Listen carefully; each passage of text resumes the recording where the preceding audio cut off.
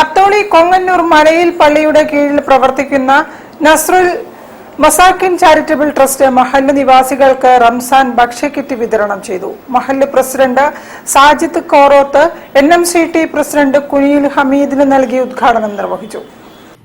കൊങ്ങന്നൂർ ഇസ്ലാഹുൽ ഇസ്ലാം മദ്രസയിൽ ഷാഹുൽ ഹമീദ് ഉസ്താദിന്റെ പ്രാർത്ഥനയോടെയാണ് ചടങ്ങുകൾക്ക് തുടക്കമായത്. മഹല്ലിലെ 300-ലധികം കുടുംബങ്ങളിലേക്കുള്ള ഭക്ഷ്യക്കിറ്റുകളാണ് സുമനസുകളുടെ സഹായത്തോടെ ഒരുക്കിയത്. മഹല്ല് president Sajid Koroth MNCT president Kuniyil ഹമീദിന് നൽകി വിതരണോദ്ഘാടനം നിർവഹിച്ചു. ഒട്ടേറെ സുമനസുകൾ ഒത്തുചേർന്നാണ് ട്രസ്റ്റ് വഴി കരുതൽ നിർവഹിക്കുന്നതെന്ന് NMCT പ്രസിഡന്റ് കുനിയിൽ ഹമീദ് പറഞ്ഞു.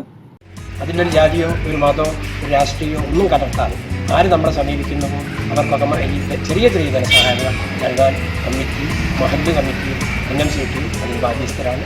അതിൻ്റെ എല്ലാ കാര്യങ്ങളും അത് മഹലിൽ മാത്രം ഒതുങ്ങുന്ന ഒരു സംഘടനയാണ്.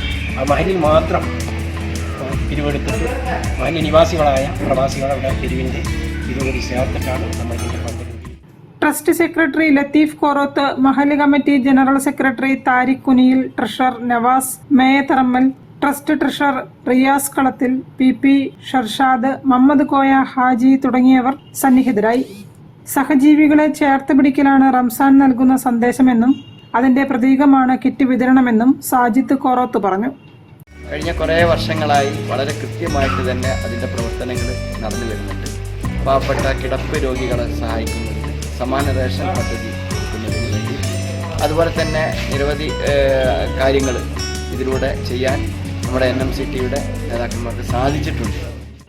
News bureau, Atholi. കേരള പൊതുവിദ്യാഭ്യാസ വകുപ്പ്